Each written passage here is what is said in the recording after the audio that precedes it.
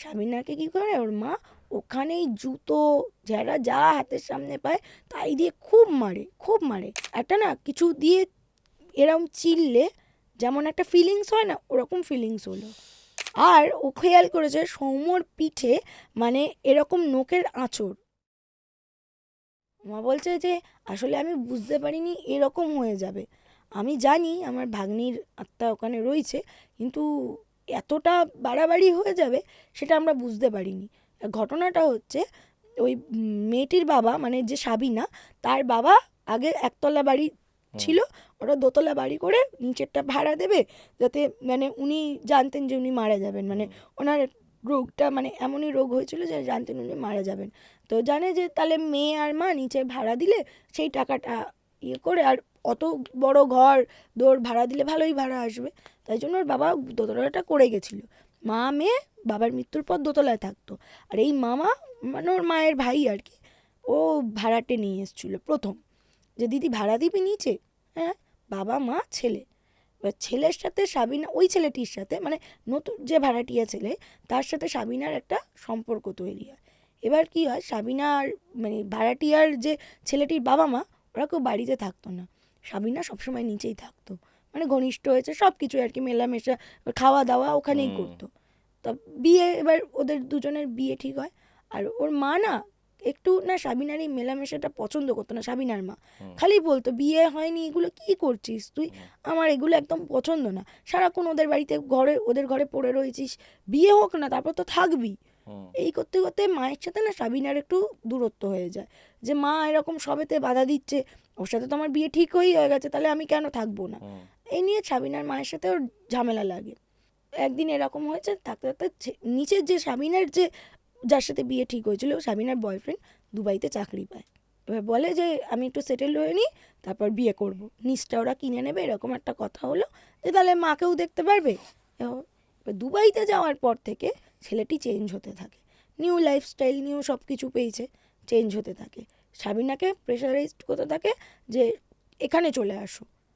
সাবিনা যতই মা বকুক যাই করুক, মা তো মাকে ছেড়ে কি করে যাবে, আর মা অসুস্থ, বলছে যে না আমি যেতে পারবো না। এই করতে করতে ওদের দুজনের মধ্যে ভীষণ দূরত্ব বেড়ে যায়, ফোন করা বন্ধ হয়ে যায়, হয়ে যায়, বলে যে বিয়ে করবো না, বিয়ে ভেঙে দেবো। সাবিনা একটু ডিপ্রেশনে চলে যায়। এই করতে করতে সাবিনার একটা জিনিস হয়েছিল, সাবিনা না ভীষণ ফিজিক্যাল নিড হয়ে গেছিলো, যেহেতু ওর সাথে একটা রিলেশন ছিল। ও কী করতো, বাড়িতে অন্যান্য পাড়ার ছেলেপুলেদের ডেকে এনে নিড পূরণ করতো, মানে বাড়িতে নিচের ঘরে করতো। এবার এরকম ডেলি চলতো এইগুলো, কিন্তু কেউ জানে না, এটা সাবিনা ইয়ে করতো। যে পরে এটা জানা গেছে, একদিন হঠাৎ করে যে ছেলেটির মা মানে সাবিনার যার সাথে মানে সাবিনার বয়ফ্রেন্ডের মা আর কি, হট করে বাড়িতে ঢুকে পড়ে।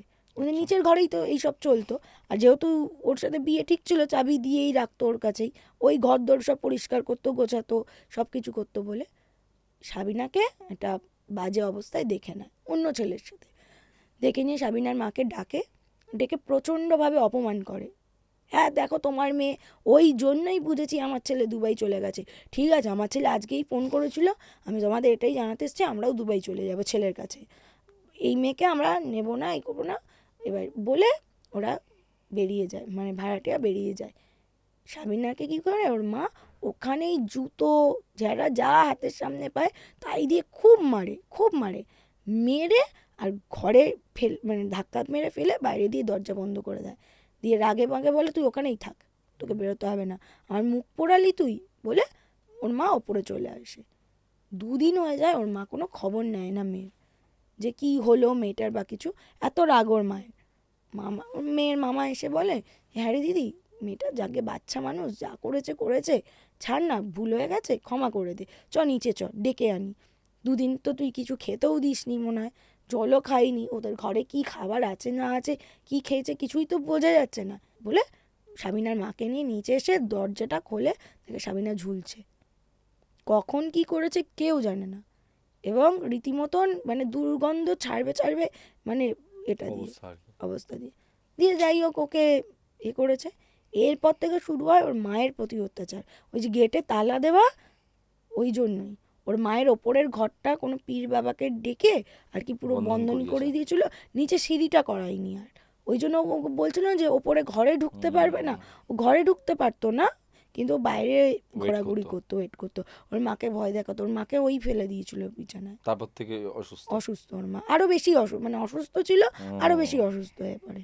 আর এর সাথে এই তারপর সৌম্যর কি হলো তারপর? এবার বলি, এবার এইটা তো গেল ওদের ঘটনা, এটা প্রিয়ারা জানতে পারে, মামার কাছ থেকে জানতে পারে। সৌম্যর বাবা মা এবার চেষ্টা করে সৌম্যকে ওর থেকে আলাদা করার, যত যাই করছে ওখান থেকে সাবিনা সব কাটিয়ে দিচ্ছে, যাই করছে। এবার মাদুলি বা কিছু জিনিস যে পৌঁছাবে, কবচ তাবিজ কিছুই তো করতে পারছে না, বাড়িতে তো ঢুকতেই দিচ্ছে না, ছেলেই তো ঢুকতে দিচ্ছে না। ওই দূর দূর থেকে যেইটুকুনি আর কি লোকজন দিয়ে করানো, সেইটুকুনিতেও মানে কিছু করতে পারছে না, কাটিয়ে দিচ্ছে। এটা তো গেল সৌম্যর সাথে। প্রিয়ার সাথে কি হয়েছে শোনো। প্রিয়া এবার একদিন ঘরে শুয়ে শুয়ে রাত্রেবেলা এই ঘটনাগুলো হয়ে যাওয়ার পর প্রিয়া বাড়িতে এসছে, মানে কলকাতায় ও আরেকটা আর এই তোমার মালদায় ও ফিরত এসছে বাবা মায়ের কাছে। এসে ঘরে শুয়ে একদিন ওর ফটো দেখছে, ফোনে আর কি ফটো দেখছে, আর খুব কাঁদছে আর ওদের ঘনিষ্ঠ মুহূর্তের কথা সব কিছু মনে হচ্ছে। হট করে মানে এইটা এতটা হরিবল ওর লাইফে, হট করে না ওর প্রাইভেট পার্টসে একটা না কিছু দিয়ে এরম চিল্লে যেমন একটা ফিলিংস হয় না, ওরকম ফিলিংস হলো ওর, মানে প্রিয়ার ঘরের মধ্যে, নিজের ঘরে।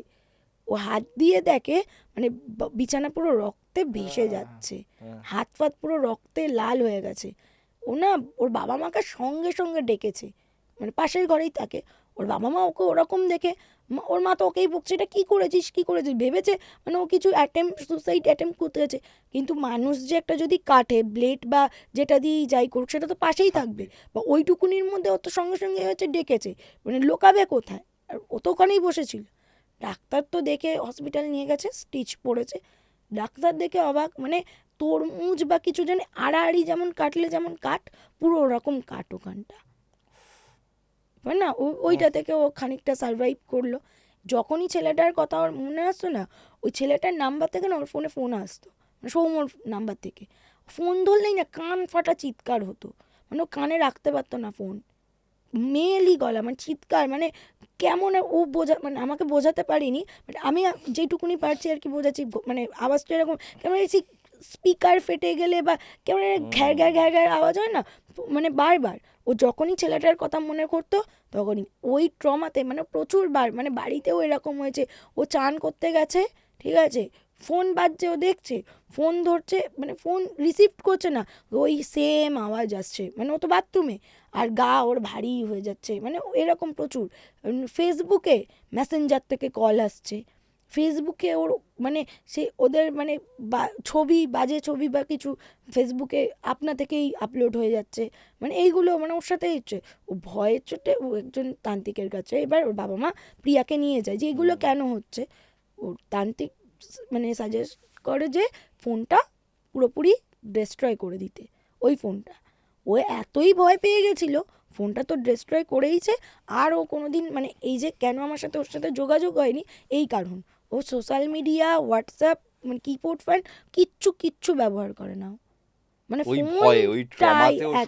একদম সব ছেড়ে দিয়েছে। সৌম্যর কি হলো আমার এটা জানা। এবার বলছি, তন্ময় যখন এইটা একটা মিস করে গেছি আমি বলছি, এটা আরেকটা অদ্ভুত ব্যাপার। তন্ময় যখন ওকে চায়ের দোকানে বসিয়ে রেখে, এবার ওরা তো এতে বেরিয়ে এসেছিল ওই ঘটনাটার পর, ওদের ফোন ব্যাগ সব ঘরে রয়ে গেছিল স্বাভাবিক যেমন থাকে। তন্ময় ওটা ফেরত নিতে গেছিল, ফেরত নিতে গিয়ে ওদের বেডরুমে মানে ভুল করে, এটা কলকাতায় সৌম্যর বাড়ির কথা বলছি, মানে ঘটনাটা আবার তন্ময়, মানে আমরা আবার ওই সিনটায় ফিরে গেছি যেখানে ওরা হচ্ছে, যেখানে হচ্ছে প্রিয়াকে ফেলে দেওয়া হলো, তারপর তন্ময় দেখলো যে ওর চুলের মুঠি ধরে, তারপর ওরা বেরিয়ে গেল। সেই সময় তন্ময় আবার ওদের জিনিসগুলো নিতে ঘরে ঢুকেছে, সৌম্যর ঘরে ঢুকেছে, সৌম্যকে দেখেছে, মানে নিচে কিন্তু কাউকে দেখতে পাচ্ছে না। তো স্বামী স্ত্রী যেমন অবস্থায় থাকে ওই রকম আর কি পজিশনে দেখেছে তন্ময় ঘরে ঢুকে, মানে ফিজিক্যালি দেখেছে, কিন্তু নিচে মানে কাউকেই আর কি দেখতে পাইনি। একটা অদ্ভুত সিচুয়েশন। আর ও খেয়াল করেছে সৌম্যর পিঠে মানে এরকম নোকের আঁচড় অনেক, মানে সারা পিঠটা জুড়ে ঘায়ের ওপর ঘা, মানে একটা ঘা শুকাতে পারিনি, আবার মানে খুব মানে কেউ যদি খুব জঙ্গলিভাবে বা কিছুভাবে করে ওই রকম দিয়ে তন্ময় আর কোনো কথা ওখানে বাড়াইনি, নিয়ে চলে এসছে।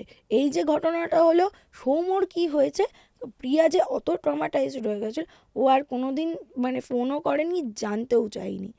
মানে এখন যে সৌম্যর কি অবস্থা সেটা জানে না প্রিয়া আর কি, মানে আদৌ সৌম্য কেমন আছে না আছে, ওই যে ওইখান থেকে ও ট্রমা কাটিয়ে বেরিয়েছে ওর সাথে পুরোপুরি। কারণ যতই সৌম্যর কথা যেদিনই ভেবেছে, ওর সাথে এইরকম মানে নানা রকম, ওর পায়ে পায়ে এরম লম্বা করে চিড়ে দিয়েছে, পিঠে আঁচড় দিয়েছে, মুখে, এমনকি ওর মানে কানের মধ্যেও আর কি। প্রিয়ার তারপর অন্য জায়গায় বিয়ে হয়ে গেছে। হ্যাঁ, প্রিয়া রিসেন্ট বিয়ে করেছে।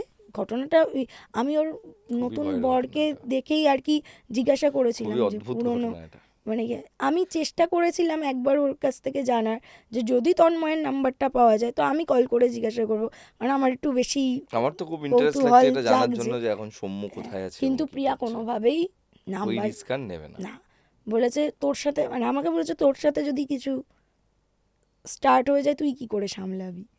তা আমি দেবো না। অনেকবার মানে ওকে অনেকবার মানে যখন এই ঘটনাটা এখানে শেয়ার করব বলে ওর পারমিশন চাইতে ওর, আমি কিন্তু ওর বরের ফোনেই মেসেজ করি, মানে যে ওর এমন নিজের অ্যাকাউন্ট না, নয়। নিজের অ্যাকাউন্ট না, ওর বরের অ্যাকাউন্ট, আবার মাঝে মাঝে ব্লক করে দেয় আমাকে। মানে আমি এইসব বিষয় নিয়ে একটু যদি বেশি ওকে জিজ্ঞাসা করি আমাকে ব্লক করে দেয়, মানে এতটাই ও ট্রমাটাইজড হয়ে গেছে। এই ছিল ঘটনা, এই ছিল ঘটনা। আউটস্ট্যান্ডিং ঘটনা একটা এটা। আমি নিজে শুনে ভাবছি যে মানে আমি কি বলবো, মানে সত্যি কোনো এন্টিটি, যদি এন্টিটি হয় আমি কিছু জিনিসের উত্তর খুঁজে পাইনি। আমি যখন আমার হাজব্যান্ডকে ঘটনাটা শেয়ার করি, আমার হাজব্যান্ড একদম ভূতে বিশ্বাস করে না, মানে বলে এইসব হয়ই না, ওর বিশ্বাসই না। আমার সাথে অনেক এমন ঘটনা ঘটেছে যেটা আমি, আমার হাজব্যান্ড সেখানে প্রেজেন্ট, ওকে বলছি, ও বিশ্বাস করে। আমি বলতে চাই ওই ঘটনাগুলো, ছোট ছোট খুব কয়েকটা জিনিস, কিন্তু এইটা যখন আমি ওকে বলেছি ও কিছুতেই বিশ্বাস করছে না। ও আমাকে কয়েকটা কোয়েশ্চেন করেছে, আমিও ওকে কয়েকটা কোয়েশ্চেন করেছি। ও বলছে এটা মেন্টালি প্রবলেম।